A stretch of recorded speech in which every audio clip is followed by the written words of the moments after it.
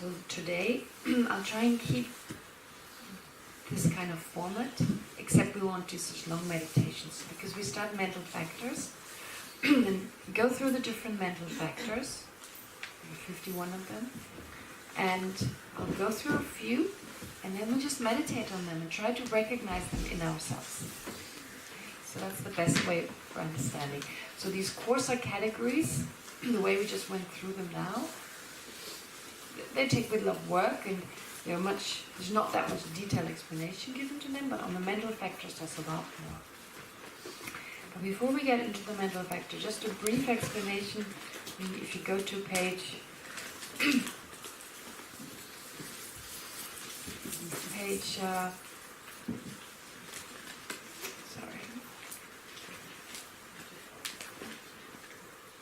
37. So again, we don't really have time to go through each one of the perceptions, and we've already done that to some degree, correctly assuming consciousness. I mentioned it before, so that's a mind that doesn't really know 100%, doesn't know incontrovertibly, but it's convinced of something. And if it's in accordance with reality, it correctly does so. So a lot of the things that we think we know, it's actually just an assumption. And then on page 37, there is this explanation of how you get to a correct understanding. And as you may remember, I talked about this before in the context of, well, the importance of getting things right. But the Buddha basically says the reason we suffer is because we don't understand things correctly. Where our perceptions of phenomena are incorrect, which is why we suffer. And the solution to all problems is understanding how things really exist, how the I doesn't exist the way it appears, our relationship with others is much closer than we believe, and that others' happiness and our happiness are interdependent. So if I destroy another person's happiness, believing that will give me happiness, it's just not going to work. Because of our interconnectedness, we destroy our own happiness, although that may not be right away obvious. So in that way, there's many misperceptions, but there's a gradual way in which we can remove these misperceptions by understanding the object. And there's a way in which there's a kind of a sequence in which this can take place. So if you look at page 38, there are 5 different awarenesses that are mentioned which allow us to gain a correct understanding. First, there's a wrong consciousness. We start out with wrong consciousness, with a wrong perception of reality. So that wrong consciousness, if we start thinking about, if we become aware of that consciousness, so through introspection, I realize, well, I perceive a stick to be a snake, or I perceive this other person to be totally separate from me, or there to be an objective reality. Or, well, the classic example is you perceive things as being permanent. Now, one thing to say about our perception of permanence, it's not that you actually think, oh, they're not changing. You may think that. But most of us, at some point in time, we hold a grudge. Right? Someone says something that is insulting, someone says something we don't like, and what happens is, if they said that to you yesterday, today when you meet them you go, ooh, there's resentment. So in that moment, if you have resentment towards that person, you have a perception of that person as being permanent. Why? Yes? Because if we understand that he is changing, so he's not the one that we think that's the same guy who insulted me yesterday. Yesterday's person and this person, they're one. They're identical. How is that possible? If the person since yesterday has changed, mind and body are not exactly, have changed, doesn't mean they look totally different or they think totally different, but nonetheless they have changed. But you can catch yourself thinking, oh, that's the same person. That's him. We even have it with Riyadh ourselves. There's a sense of like, there's a sense of the I that came into this room this morning and the sense of the I that's still there, it's exactly the same. The That's impossible. There's been change. We've been changing from the moment we got into here until now. Or with regard to other people or situations. You come to a place and you can't help it. You think, oh, that's the same mountain. Oh, that's the mountain we climbed up on. So intellectually you may think, oh no, it's changed. But that's not, that kind of intellectual understanding that actually has changed, that doesn't govern your actions. There's another deeper sense. So there's a gap often between how we intellectually think of things, but they don't govern our actions. There's a sense, it's the same. And that governs our actions. That kind of mind, it's the same. That's the same kind of person. And that's responsible for us still being angry. So if you find yourself still being angry with someone, 100% you can be sure that you have a sense of that person being the same person as yesterday.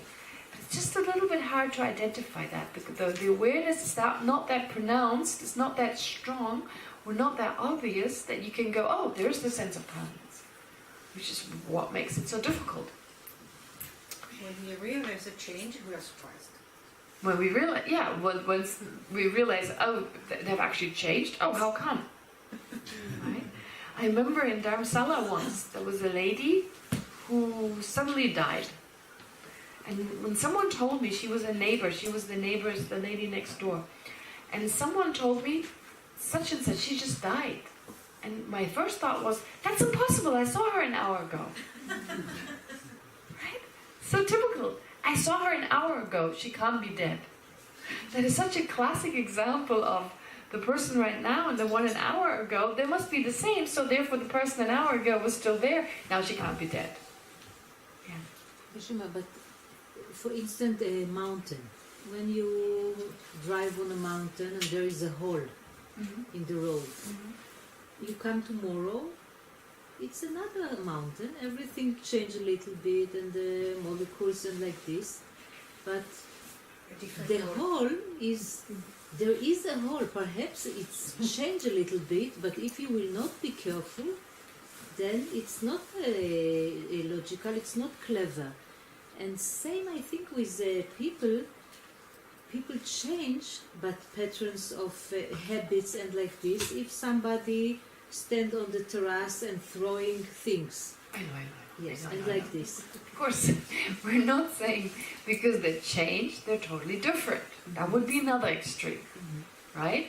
It's not saying, yesterday this person was very abusive, but today they've changed. Oh, they're probably Buddha today because they've changed. No, of course not. That's another extreme. So we have a hard time to find a middle. One extreme would say, same guy. Other extreme is saying, totally different. No, not totally different, but not identical. And that's what we, when an afflictive emotion is present, not when we're calm, when we're, just, then that sense of permanence is less. But if someone has insulted us, right? If someone has insulted us, for instance, that's the same guy. So here I'm not saying that they're so different. That's not what I mean. But they're not the same. The person who insulted me yesterday, what happens if in the meantime the person thought, I made a mistake. That was actually wrong. I should have not insulted her. If I knew that, I wouldn't get angry. If this person had actually told you, gosh, I didn't sleep all night long, if you knew, even someone else told you, they didn't have the chance to tell you, but they didn't sleep all night long. They felt so bad. They told me and they're miserable, etc. Would you still be angry in that moment? No. You knew they recognized their mistake. They didn't have the opportunity to tell you yet, but they will. That's their intention. So actually, it's a totally different situation. But in my mind, because what happened yesterday is still so fresh, I'm unable to see that, giving the possibility at least that they have changed, but instead see them as one because of that emotional sense. Right? That is the only problem. That's all I'm saying. Or with regard to attachment, like when we're attached to someone, if you really have a wonderful time with a person, right? And they make you feel so good, and no one has ever made you feel so good, and no one has ever understood you in that way, right? Then, next day, we want the same. We want it, that's also one aspect. We kind of want it. So we're expecting it. Same person, same situation. They were nice to me yesterday. They should be like that today. We have all these expectations. So we're like, you know, like when you have quicksand, the sand that goes through like an hourglass very, very quickly. That's our life. Every moment things are changing. We're trying to hold on to it, right? And it kind of goes, trying to hold on to it. We are terribly obsessed with permanence, with like wanting it the same, holding on to it. So that's one of the first steps, to just recognize things change all the time. No day is ever the same. Maybe similar, not the same. So to go with the waves, you know, to surf with the waves instead of like trying to stand there on the surfboard, like stop, no more waves, I want to stop here. So just flow with what's coming. Things will change. Okay, yesterday they abused me. Okay, but yesterday's yesterday. Today's a new day. Let's see what today brings, right? Because otherwise we're stuck in these emotional states and like, oh, he was so nice yesterday. Why is he not nice today, right? That's what I'm trying to say, right? To just move with the flow, to be just more flexible. And to recognize in our own mind when we hold a grudge. I mean, here, this grudge I described is harmless. Yesterday, today. But have you ever found yourself to really dislike a person for years? Right? They said something and it upset you so strongly, like for 6 months you're there. I mean, it's physically exhausting. Right? Tiring. They may have long moved on. They may have forgotten what they've done. Right? And moved on, and maybe they've learned, now this was wrong, but I am still holding. And that's just so harmful because it's not in accordance with reality. I am like this. Another one with yourself, with ourselves, right? People have very low opinions of themselves. Someone tells you, you are like that. And those words, when they come back over and over to haunt you, right? It's like you're still like that because you can still hear these words. That's just a memory of those words. Whether you are like that is to be seen. Okay? Because when someone says, you are like that, the words seem to imply that's all you are. But that is maybe just one character, kind of a characteristic you have at times, and you've already, it's long gone, you've already changed, right? But we're still stuck. I can't do this. I am not, right? With low self-esteem. It's all a sense of permanence. It keeps haunting us. And so that's the challenge, to recognize this. So this is where you kind of turn inwards. Where am I doing it? Where am I stuck on my perception of another person? Okay? I haven't met this person, but we still have these projections. They're like this, they're like that. I'm like this, they're like that. Maybe in one moment that was true, but people are constantly changing, right?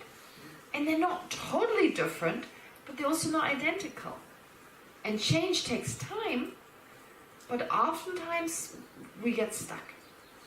Okay? Does that make sense what I'm trying to say here? Imba, no, it doesn't. No, it is, but it's sometimes I feel that this person like did something bad, okay?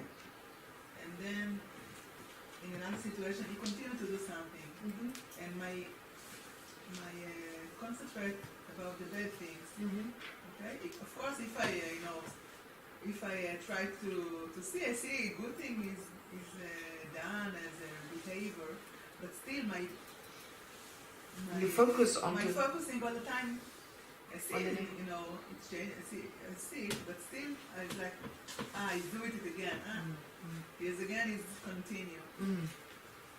So I understand what you said. I said it's very difficult to. Yeah, of course, nothing is easy. It's not easy. It's not easy. You're right, Inbal. It's not only do we have a sense it's always the same, although here in this case it's similar, surely, sometimes even worse than before. But to allow the possibility of change and to kind of see every situation is slightly different. And of course to also see it, maybe to see it, wow, this person is giving me the opportunity to practice patience. Right? We will all recognize it. Who doesn't like a patient person? Okay? Who deals with the situation skillfully. Right? They're being insulted and they go, wait a minute, all right. let's talk about this. Or, they react in a way. You yourself, you've met people, right? You're like, and the other person goes, okay. Instead of kind of being patronizing, you're angry, you're right? They don't do that. They kind of go, okay, I can see your point, all right. Yeah, you've got something there. So the moment the other person, it's a very beautiful way, I think, in which you can catch another person without making them feel embarrassed. Right? If you're like super cool, what? That's embarrassing, you're so super cool. So it's like when another person is really angry with you, to have also to show a sense of understanding, right? Okay, I'd like to know, all right, what's the issue? Explain to me. And usually they calm down in that moment. If you just go, what do you, right? It's like, it's just going to be a clash. So there is a way, and I've had that experience when I'm upset and the other person goes, all right, I get that. Showing some kind of understanding, but also bringing my anger down. That kind of patience is beautiful, right?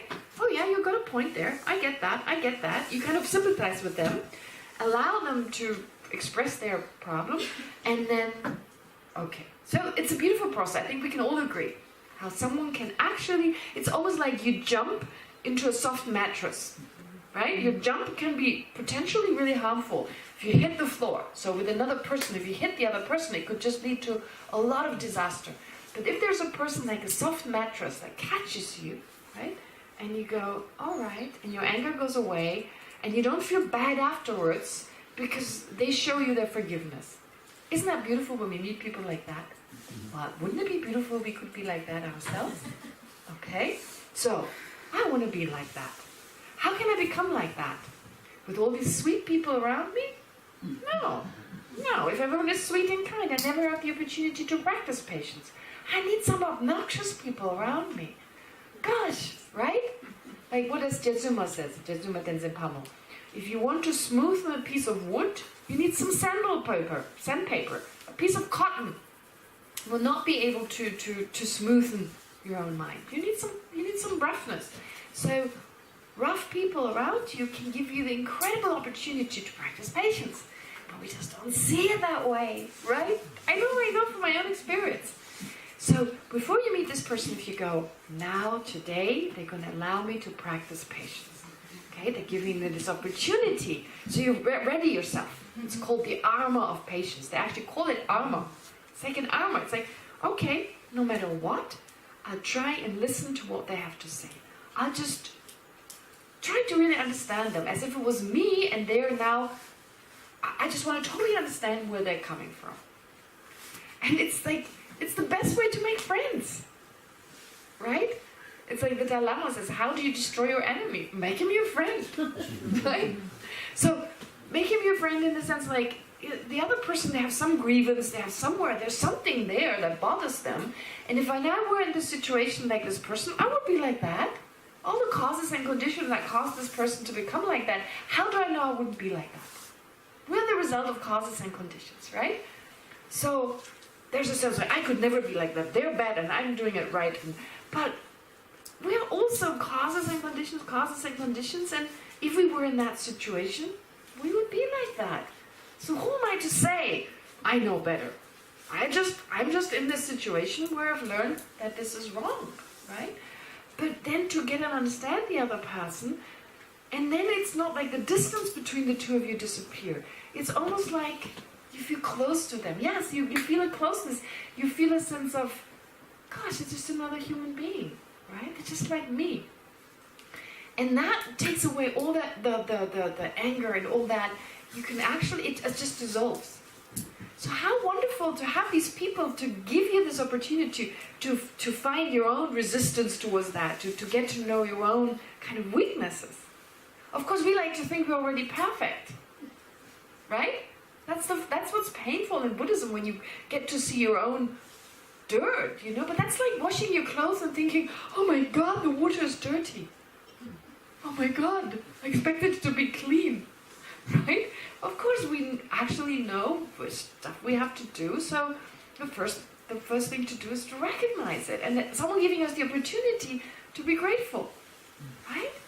Gosh, there's still work that needs to be done. Okay, great. It's our self-grasping that wants us to be perfect. It's just the self-centeredness. It's just the self-centeredness telling us, I should be a little bit better than that. But allow yourself to have faults.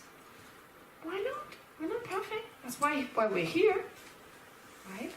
So therefore, another person, an angry person, can also upset us because we notice our own anger. They make us angry. They make us angry because they make us angry. We're angry with them because they make us angry. If instead we met them and we would be very patient, then it's like they make us feel good. They make us feel good. Right? So it's very complicated. Our mind is very, very complicated in that way. I've also mentioned low self-esteem before, right? It's like we have low self-esteem sometimes. Where does that come from? Are we really humble? No, it's the self-grasping mind. I need to be successful. I cannot fail. You can fail. It's okay. I'll forgive you your failure, right? But I cannot fail. No, I need to succeed, right? So there is that self-centeredness. It is there. There's this self-centeredness that makes us feel bad about ourselves. So if you feel really low about yourself, don't think, oh my God, I'm getting really humble here. That's not real human. So our mind is very tricky. The self-centered mind is very, very clever, very tricky. And I laugh about it. Initially, it frustrated me. Here I am, I want to practice the Dharma. I do something altruistic and I go, did everyone see me do that? Right? There is a moment in which I do it, but the self-centered mind, it just can't stay quiet. It's so habituated that I do something, okay, that was great, and boom, it's back. Make sure everyone sees it, right? Make sure everyone knows about it, okay? I expect something back. This is self-centered mind. So this is, Buddhist practice is all about facing that mind. But facing it not with roughness, because when you try to suppress it, it comes stronger. It's about embracing it, getting to know it, right? And then say, all right, how can I deal with this? Okay? To deal with it very skillfully. To me, really, Buddhist practice is all about that.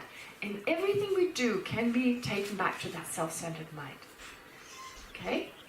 So that's really the center, the self-centered, the self-cherishing mind. That's the real enemy. It's very strong. It's just we have a very strong habit, and that's it. Right? And everything else we do, our understanding of impermanence, etc., it helps us. It helps us to reduce it. And of course, we need to understand the mind first. That's the most important part. But trust me, I think Buddhist practice is really mainly about getting to know your own self-centered mind. So, when there are obnoxious people, great opportunity. Because the self-centered mind is going to go, how dare they? How dare they, right? Okay, right. Anyway, what I was trying to say is that here, the explanation that is given, so the self-centered mind can really be can only be reduced or eliminated through a correct understanding. Because the self-centered mind perceives a self that doesn't exist. It doesn't perceive the self that does exist, but it perceives the created self. So understanding that that doesn't exist is the real solution. Okay? Let me give you one of my examples. An example that I really love. Geshe, one of my teachers, he mentioned it, but I also saw a documentary on this once. And I tell you the version that I'm familiar with in the documentary. How our misperception of something there, of something essential there, gives rise to all other misperceptions and to anger, attachment, etc. So the example is a modern day example. There's the story of a guy who started chatting online. Some of you know the story. Chatted online, and they met this beautiful woman online, and they started chatting with this beautiful woman. So she sent in photographs, and they chatted, very pretty, kind of youngish girl. And they chatted, and he talked about all his problems, and he was able to share with her. They just really imagine like this intimate relationship you can have with a person directly, but in this case it was just online. So they were chatting back and forth, and he totally fell in love with her, and it went on for a month. So can you really get a sense of he had this vision of this woman, like the sense of this woman who's so beautiful and so understanding. So the same way we have a sense of an I, something there, something separate there, he had a sense of this woman, some sense of this beautiful person, understanding, physically beautiful, mentally beautiful, very kind, very patient. What else? Very wise, very compassionate, very generous. Can you get a picture? Think of the guy, it's a guy or whatever. And he then wanted to meet. So I don't remember all the details, but it turned out it was an old woman who was actually the mother of this girl, who was totally screwed up. And she pretended to be her, this girl. She took her the pictures like in bikinis and stuff, sent them to her. And somehow she was really good at writing. And she was none of the things that this guy imagined. Now imagine, you meet this person, you're in love with them. What happened to your desire? What happens to your craving? Down. But there's nothing. What is to hold on to? The thing that you craved happens to not exist. Or whether if it was a computer program. Imagine it wasn't a person after all. It was a very sophisticated computer program. Apparently you can have like a virtual boyfriend or girlfriend in Japan. There are these programs, you know, like these, you've heard about them, right? And so what happens to, if it doesn't exist, it was just some algorithm, or because of some algorithm, it was this, what happens to your attachment? Nothing to hold on to. And I think the self, that I, that I continue, like I, my reputation, my this, my that, if that wasn't there, what would you cherish? What would you cherish? My happiness is more important? No, there's no I that has that happiness. At least not the kind of I that I perceive. Of course, there's another I, but that's not the one that I think, right? So that's big. I mean, as Geshe said it once, we are such slaves. We are unbelievable slaves. What we do for the self-centered mind, all day long. First thing in the morning, I need coffee. I need breakfast. I need a shower. My jeans are too big, too small, too what? I don't know. I need a new pair of jeans. I don't want it to rain. I need the sun. It's like all day long I have these thoughts, I need this, I need that, and then we keep running, right? There is an awareness, it's the self-centered mind that tells us, I want this, so we run, get this. I want to have a better body, you go jogging. I want to, what? I want hummus for breakfast, you run to the supermarket to get it. I mean, what else? What comes next? Help me. Drugs. Huh? Drugs, alcohol. Oh yeah, I want to feel better. I want to get rid of all these weird thoughts. I'm just going to do something. Okay, but what happens all day long? What are your cravings? Help me. Meet friends, go shopping. Shopping, exactly. There's a sale in the... Pardon? Cooking, whatever. Yeah. There are things that you have to do. Appreciation.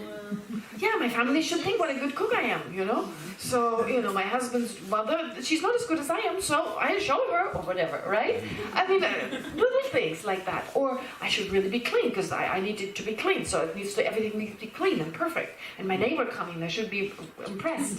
And, you know, like, it's the whole day. So it's this I telling us what to, we're such slaves.